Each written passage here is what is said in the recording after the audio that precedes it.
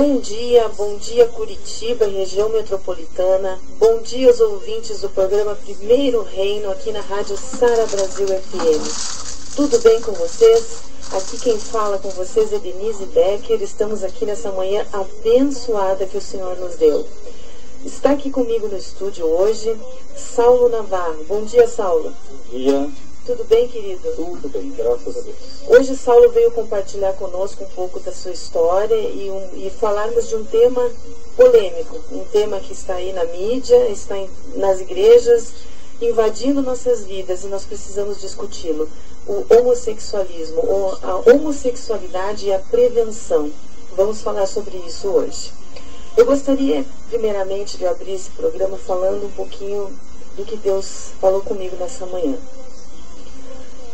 Em Mateus 7:1, a palavra fala: não julgueis para que não sejais julgados. Eu quero falar sobre o espírito sem crítica. No que diz respeito a julgar, Jesus diz: não o faça. O cristão comum é o indivíduo crítico ao extremo. A crítica faz parte das faculdades comuns do homem, mas no campo espiritual nada se consegue através da crítica. O efeito da crítica é a destruição dos potenciais daquele que é criticado. O Espírito Santo é o único que está em condições de criticar. Só Ele é capaz de mostrar o que está errado sem magoar e nem ferir. É impossível entrar em comunhão com Deus quando se está com o espírito crítico, pois Ele nos torna duros, vingativos e cruéis, e nos deixa com a lisonjeira presunção de que somos superiores. E Jesus nos diz que, como discípulos, temos de cultivar um estado de espírito que não critica. Isso não se consegue de uma vez. Evite qualquer atitude que o coloque numa posição superior. Não há como se escapar à sondagem de Jesus. Se eu estou vendo o argueiro no olho do meu irmão, isso significa que eu tenho uma trave no meu. E tudo que eu vejo de errado em você, Deus encontra em mim. Todas as vezes que julgo alguém, condeno-me a mim mesmo. Chega de medirmos a vida dos outros. Sempre existe na vida dos outros um lado que não conhecemos. O que Deus tem que fazer é submeter-nos a uma faxina espiritual. E depois disso, não sobra espaço algum para orgulho. Depois que descobri o mal que existia em mim, não for a graça de Deus, jamais encontrei alguém que me fizesse perder as esperanças a seu respeito. Essa palavra foi tirada, queridos, de um livro que fala sobre uma devocional diária, Tudo para Ele. Que Deus esteja conosco nesta manhã, neste programa, dirigindo nossas palavras e nos acompanhando nesta manhã. Se abrem ali, sombra das suas.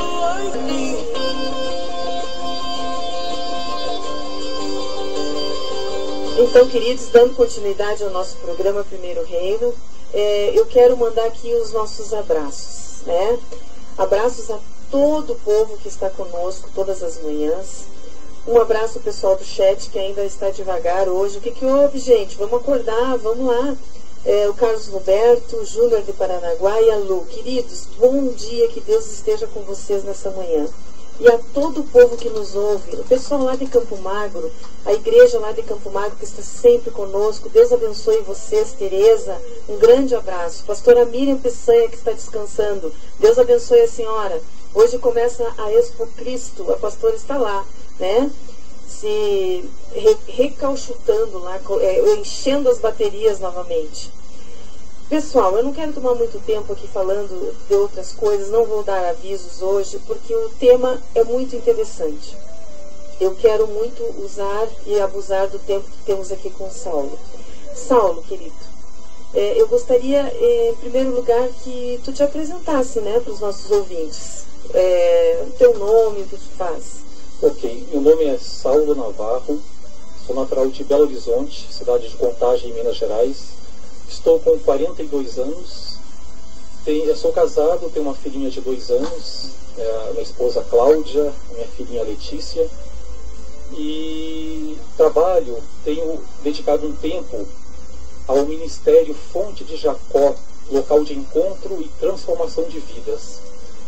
Esse trabalho tem recebido um apoio, Denise, da primeira igreja do Evangelho Quadrangular. Eles têm me apoiado bastante para poder divulgar, fazer palestra, oficinas, estudos. E através desse tempo que eu dedico ao ministério, não é um tempo integral, é um tempo parcial quando eu posso, eu tenho levado palestras, oficinas para poder conscientizar a igreja, para que a igreja entenda o seu papel perante esse desafio que é a homossexualidade. E trabalho numa empresa aqui em Curitiba de segunda a sexta, então eu procuro dividir bastante o tempo do ministério. E me converti através de um povo abençoado por Deus, a Igreja Batista Querigma, o pastor Ismael Esperandio. Eu cheguei lá depois de 12 anos de prática homossexual. Eu estava assim emocionalmente abalado, estava financeiramente falido, porque a prática homossexual, a vida homossexual, ela foi muito instável para mim. No início foi tudo muito bom, tudo muito certinho, perfeito, né? Eu descobri, eu estou amando alguém do mesmo sexo, está dando tudo certo. Mas com o passar do tempo, a instabilidade emocional daquele meio foi me destruindo. E essa igreja me recebeu. E eu falo que eu tive a graça de ter sido recebido numa igreja que me acolheu com amor e pregou a graça. Porque hoje a minha luta tem sido conscientizar líderes, pastores, ministérios, igrejas, para tratar desse assunto com a graça, Denise. Porque, infelizmente, em alguns momentos se esquece da graça. Então, quando essa igreja me recebeu, ela me ofereceu o quê? Perceberam que eu queria ajuda. Mesmo se eu não quisesse ajuda, eu creio que eles me receberiam. Porque eles entendem ali que eu precisava estar no corpo de Cristo, mesmo estando alheio, né, a querer ajuda ou não. Mas como eu disse que eu precisava dessa ajuda, eles me ofereceram uma rede. Ou seja, eu tive à minha disposição. Falaram do Evangelho para mim. Fui colocado num discipulado, andei com um casal da igreja. Isso foi muito importante, porque eu passei a ter referência de família. Então entenda que quem chega na igreja e pede ajuda nessa área, precisa ter referência saudável de relacionamento de família. Então me propiciaram isso. Mas através das palestras eu tenho visto que nem todas as igrejas têm propiciado isso para essas pessoas que buscam e querem ajuda. Então, quando eu faço uma palestra de conscientização, o que acontece? Muitas vezes no final da palestra, falando da graça, durante todo o tempo, ainda tem líderes que demonstram certa raiva, certa ira, certo ódio pelo homossexual, né? Porque dentro da nossa igreja, está dentro da igreja deles. Então, muitas vezes estão lá, menina, com aliança de compromisso na igreja. Sabemos, né, não podemos ser hipócritas, porque sabemos que lá dentro tem meninos relacionando com menino. Não é mais só na escola, não é mais só lá fora. É dentro da igreja. Eles estão ali. O que fazer com eles? Pois é, a pergunta que eu ia fazer, né? Nós, como liderança, eu trabalho no Ministério de Adolescentes na Terceira Igreja. Temos, em média, 150 adolescentes nos nossos cultos. E também somos de uma igreja que tem mais de 6 mil membros, né? Sabemos que o povo sofre, que tem pessoas que sofrem com esse desejo. E aí o que acontece normalmente? As pessoas costumam acusar que o diabo, né? Falam que esquecem que por trás daquele pecado existe uma pessoa em que Deus ama, né? E que ela está sofrendo. O que fazer, Saulo, com essas pessoas que chegam na igreja? E como agir com eles, como tratá-los, como falar com eles dessas questões dos desejos homossexuais? Eu até dou um exemplo. Eu estive numa igreja aqui em Curitiba e falei um pouco do meu testemunho de vida. E eu convido pessoas que estão passando pela questão e familiares, tem muitas mães que estão acompanhando esse trabalho.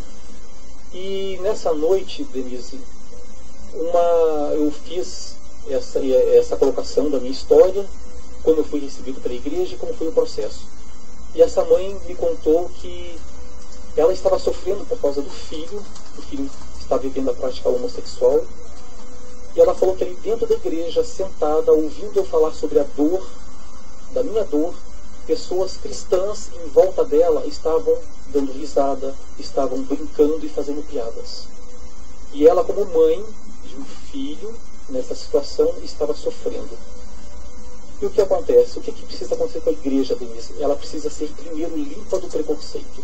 Porque a igreja, infelizmente, ainda, ela carrega, durante a história, né, o preconceito, não sabe lidar muito bem com a situação. Então, ou seja, chegou alguém, gente, da área homossexual e fala: eu sou homossexual, eu tenho desejo pelo mesmo sexo, mas eu quero sair. É entender o que é esse desejo, como é a história dessa pessoa, o que ela precisa. É porque eu entendo que Jesus, ele abençoou todas as pessoas que chegaram até ele e ofereceu o que elas realmente precisavam. Então, o que essa pessoa precisa? Ah, mas ela é um sem vergonha, ela... Não, muitas vezes não teve culpa de ter o desejo, ele foi construído na vida dela. Vamos entender isso. Então, a igreja hoje, quando eu falo de conscientização, é limpar o preconceito da igreja. Então, se tem na igreja lá um jovem, um adolescente, o que está acontecendo com ele? Vamos falar do adolescente, né? Na mídia, eles estão sendo bombardeados de tudo quanto é lado. É novela, é filme, é seriado, é banca de revista que tem a pornografia aberta, né, na rua, você passa e já olha. Então, essa pornografia, ela está sendo... Tá livre, o acesso está livre para os adolescentes, né?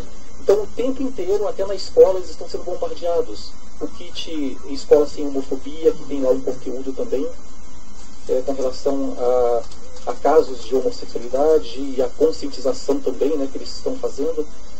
E na igreja está sendo falado de sexualidade, está sendo falado de relacionamento saudável.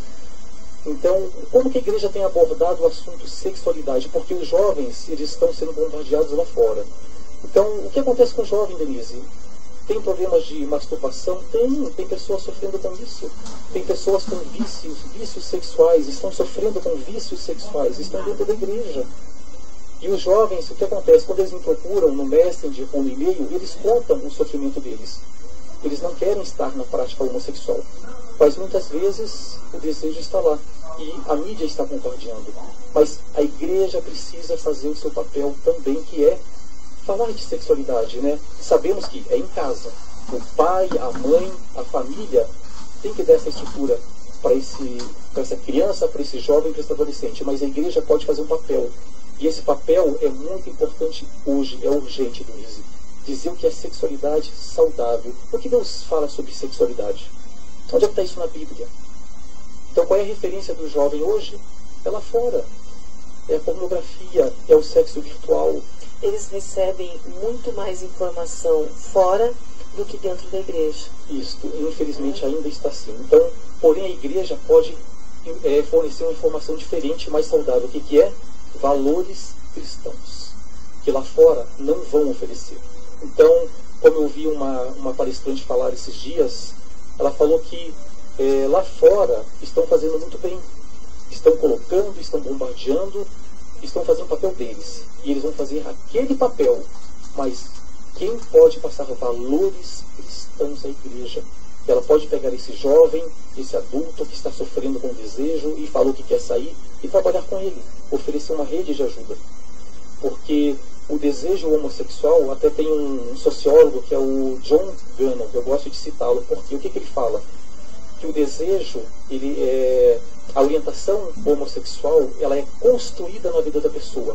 Ela tem influências sociais, influências culturais. Então, se é influências, é comportamental, pode ser mudado. Então, hoje o jovem tem dificuldade de